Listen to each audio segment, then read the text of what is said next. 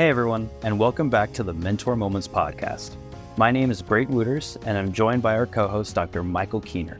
Coming right up is part 2 of our interview with Katie and Thomas Wolff, 2 therapists that share not only a wealth of knowledge, but also a marriage. To catch up on part 1, we'll have the link to that episode in the description, and we hope that you enjoy this episode of Mentor Moments.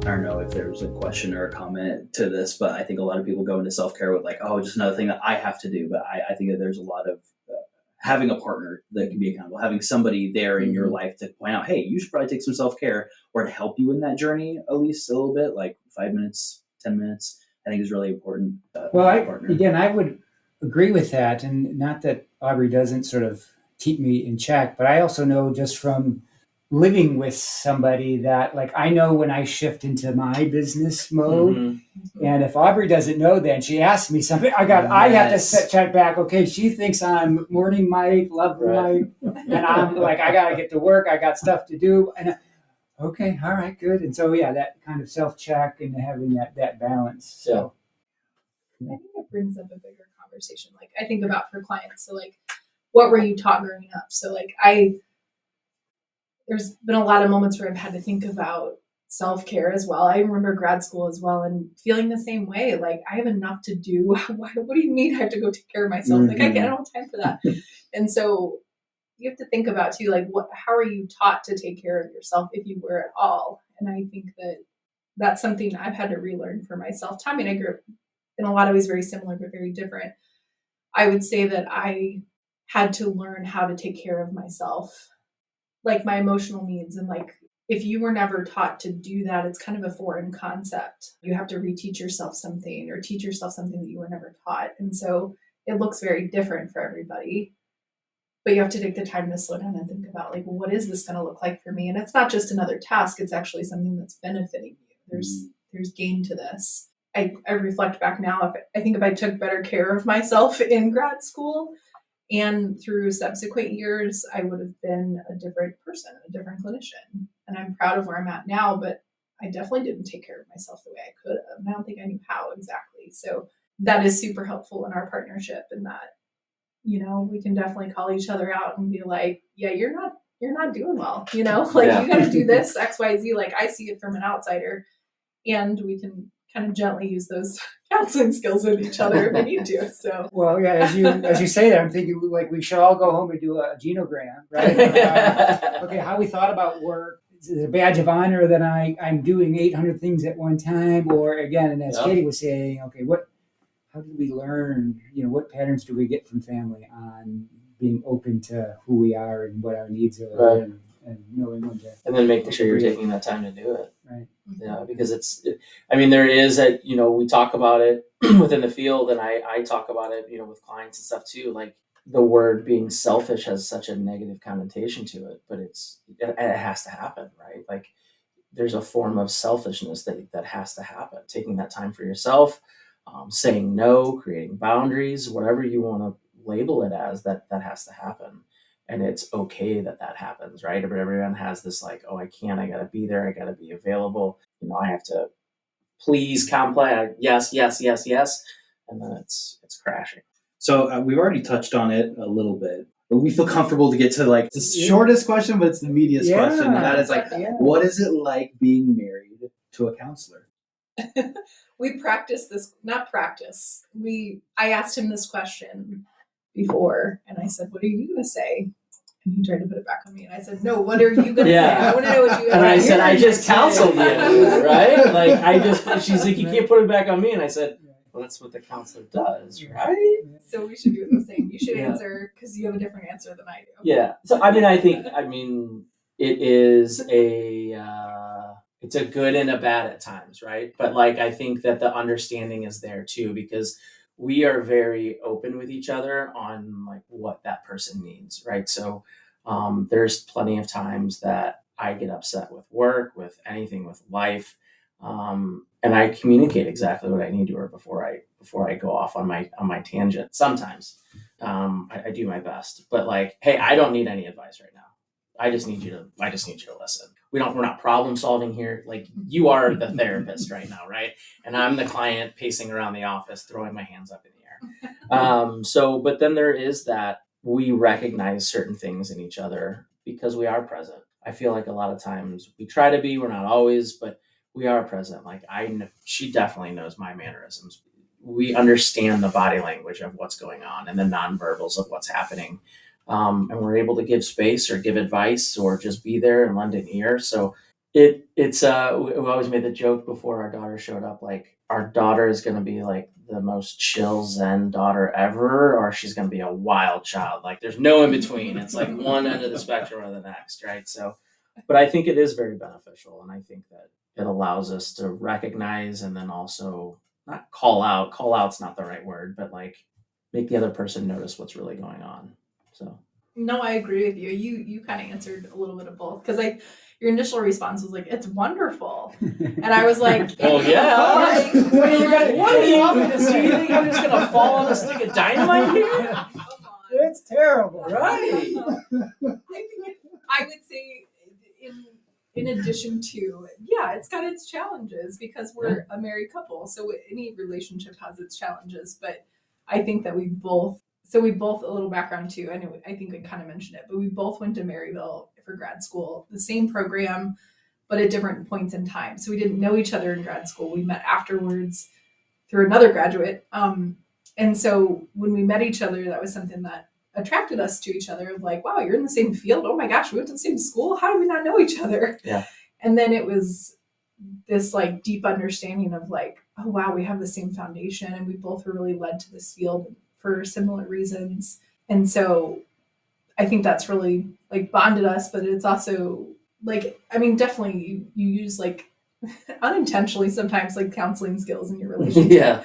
I mean, I would say anyone that even like, if you go to therapy, you bring that back into your relationship, Right. Different phrases or things to just be able to support one another. A lot of I statements happening. I think it is wonderful. It's challenging too, but I think overall it's wonderful. I think you touched on it. Like sometimes there are times where I'm like, I need my husband Tommy, not my counselor Tommy. Like not a counselor Tommy, because your response as a husband would be different For sure. as a counselor and vice versa. And we're partners first, But there are times where I will definitely say like, I want your professional opinion on this. Like, what do you think would be the thing we should do next? And I might find myself falling into that role more with him. And he's like, stop, I just need you to listen. Like, I don't need you to help me fix this for somebody, So we do have to be honest with each other about that. And like you said, what we need, sometimes you got to put it out there ahead of time. Like, I need this from you, not this. I mean, and honestly too, we bounce clinical things off of each other, keeping confidentiality, of course. Right. But yeah, I mean, we ask each other things professionally and how, and if you couldn't tell just from our personalities, like her counseling style and my counseling style are vastly different.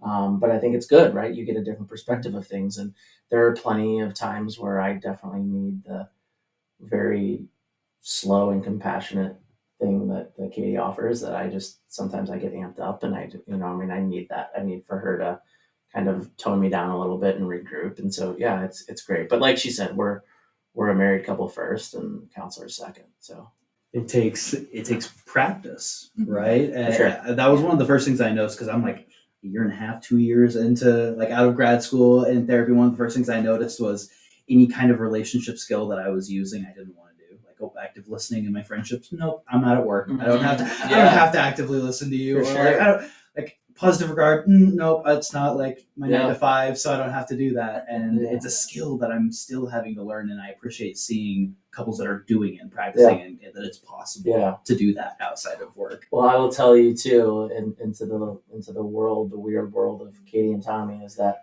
there have been plenty of times in traffic where things have been said in the vehicle, and Katie's like, you shouldn't say that. I'm like, we can't be compassionate all the time. right? So it's like, I get that. Like, we need to step away from it. We're humans. But, I think part of it too is like we integrate what we do into who we are and vice versa. Like they're so intertwined at some point in time.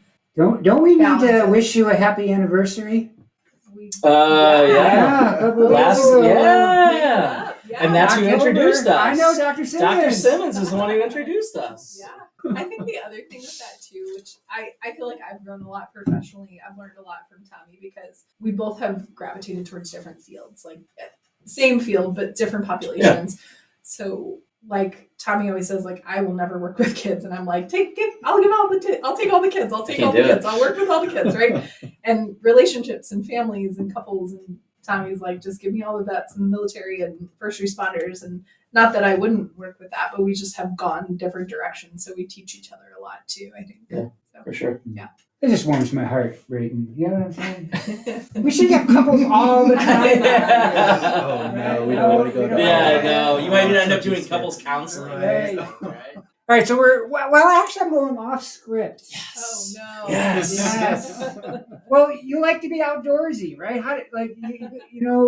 Canoeing or kayaking, camping. Yeah. I don't know, were you Boy Scouts, Girl Scouts growing up? Family? I wish I was too. I was never a Boy Scout. So I always just, I grew up like kind of outdoors and like I was on the water in a crib, like not actually on the water, but right, like on a dock in a crib. Like it's always been, that's where I get my kind of solitude and my slowdown. Like I'll never forget. So we did the Myers-Briggs in the program, and then I did it after, like, I forgot what job. The first time when I did it here, I tested 20-1 extroverted, and then the next time I did it, I tested 21-0 extroverted. So I am very extroverted, but my self-care, so to speak, is I just want to be around my wife, and I want to be out camping, and I want no one around. Like, I want that campsite where there's no one around me. Like, I don't want any of that. So that's definitely my recharge for sure. I would agree with that. Yeah. And our honeymoon was in Alaska. So yeah, we chose to do the Alcan Highway. We went everywhere. So we went. My Boy Scout leader took a trip to Hawaii. So that was we're in Hawaii to Alaska. Yeah. That kind of go full circle. Yeah. Anyway. Yeah, we did that. We flew into Anchorage and then we. Do you see Dr. Oakley up there? You watch Dr. Oakley? Mm-hmm. No. You do, because, well, you're too young, because you're hip enough. It's not on TikTok. My wife loves the animal shows, so she's an Alaskan vet, kind of a Hawaii, big animal vet in Alaska. She has 3 daughters and a husband, and they all do kind of vet stuff. We have a new show now. Yeah. Well, when we were up there and we went hiking in the Smoky Mountains, she was like, God, why haven't we seen a bear? Let's see. And I'm like, no, we don't want to see bears. We don't want to see bears. Yeah, I have misguided. Yeah, like they're gonna snuggle or something. Yeah. But yeah, nature. I would say that's something that's connected us too. Just being outdoors, like finding that solitude, is something that helps us recharge. Which is interesting because he is super extroverted. I'm super introverted, but then the way that we recharge looks very similar. Mm-hmm. So. Similar tattoos. We have tree tattooed. We have lots of nature tattooed on our body. So yeah, it's a big part of our lives. And our daughter's name is Sequoia. So it's something that I think is really grounding to us. For sure. Well, what's your mentor moment? We'll hand over the mic. Yeah, like what advice do you have, or what these young professionals or even experienced professionals? What advice do you have for them? You're gonna laugh at me because you're gonna say it's cliche because we talked about journaling. Which is, if it's effective for you, awesome. But I had 2 things that I don't know. I think right now I just feel really personally connected to. So I'm like going to throw it out there and it feels simple, but it feels effective. I hope that it's effective. And I fibbed 3 things. One thing, I think staying in touch with professors, Dr. K, like staying in touch with the people that have guided you and led you and taught you throughout your career is super important. So like mentioned the 3 women earlier, but there's so many other people I can think of that I know I could always call or email, ask for a reference, which I've emailed Dr. K so many times for that. Yeah, don't be afraid to have those conversations and reach out to people and stay in touch with people. And of course, St. Louis is such a small community in a lot of ways. You are bound to run into people again. So you always kind of have to have your networking hat on. The second thing I had said was just, I think we have this really powerful tool as like humans to be able to feel and to be able to reflect and like take time to do that. And so for me, I am a proponent of journaling, or at least having like a pad of paper or a notepad on your phone to be able to take a moment to write down any creative thoughts you have, any feelings you have, any ideas, any projects.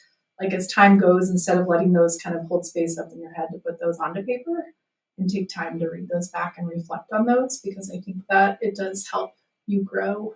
And I'm in a place right now where I'm trying to do that more often. And so it feels like a kind of a turning point for me to do more of that. And I've seen the power that it's had for people that I work with too, to be able to have their thoughts to look back on. And then the third thing, which kind of touches on the self-care, of course, and what I mentioned earlier of like caring for yourself, but just, well, similar. So I'm doing this for myself more. It's just stopping and pausing and asking yourself, what do I need right now? So if that's you asking yourself every day or every hour, sometimes every week, every month, just really pausing, asking yourself that question and giving yourself space to answer it honestly. And then also giving yourself space to fulfill that need. So yeah, if I do just need like 5 minutes of quiet and no media and no dogs and no anybody to take care of or do something for, to give yourself that. And it could be something more complex than that, or it could be something super simple. Awesome. And professors like when people stay in touch with you. Yes. Putting it out there. For anybody's listening, I'm still here. No, and I would agree. So we joked before this started that Katie's definitely a preparer, right? And like getting, going through stuff and making sure that, she has a certain idea. And I kind of just fly by the seat of my pants at times. But as she was talking, like it clicked. Like I was kind of had an idea of what I was going to say to this question, but it just kind of clicked. But I would definitely reiterate what she said is definitely keeping in contact. And, I help out sometimes with oral exams. And, when we close, Dr. Keener, you always say, hey, we're colleagues now. And I truly believe that. Like when I tell students, like, you can reach out to me anytime. Have those contacts, reach out to those folks. If someone says, hey, you can reach out to me, they might just be saying it, but just take them up on it, right? Like and when I would teach here, I would be a little brash in class, but I would say, I'm here to help you in any way possible, right? But when you leave here and your diploma says Maryville, that reflects on a lot of people, right? So reach out, ask for help, do things that reach outside of your comfort zone. Find someone on LinkedIn that has graduated from the program. And if they have something on their LinkedIn profile that you are interested about or could use as a resource, like reach out to that person. So, and the other thing that that kind of clicked as you asked the question was step outside of your comfort zone. That was something that I had to do when I changed jobs, and I was like, oh crap, what the hell am I doing? I don't know anything to do with this. Step outside of your comfort zone and challenge yourself, because that's where the growth happens, right? That's how you get better. That's how you learn new things. That's how you meet new people. That's how you make new connections. That's how you maybe get your job. So the thing that I pulled up on my phone, because I've saved this and it's been on my phone for a while, but there's a book called The Comfort Crisis. Basically talks about that, like people just getting complacent on everything, right? So I saved a quote in the book, and it says, perhaps existing only in our increasingly overly comfortable, overbuilt environment and always obeying our comfort drives has an unintended consequences, and it causes us to miss profound human experiences. One year for Christmas, we did this to where like, what should we get each other? And it was like, hey, I'm going to get you something that's going to put you out of your comfort zone. And you're going to get me something that puts me out of my comfort zone. So it was interesting, right? So back to a couple of things. Yeah. It sounds more intense than it was, but I appreciate your full circle. Like, yeah, I mean, it was, and so she got me one of those painting classes, right? I'm awful. If I write my name on this piece of paper, you might not be able to read it. So we did that and had a great evening and drank some wine, and it was fantastic. And I'm the cook in the family. I love to cook. And so I got us a cooking class, but we went outside of our comfort zone, right? So that would be my moment is to challenge yourself. That's all. Yeah, I'm a really bad painter, by the way. No, come on. Really that's bad. great. But I It's think abstract. it left the house at a garage sale at some point. Somebody bought it. Somebody You bought are it. no longer an amateur. Somebody bought it.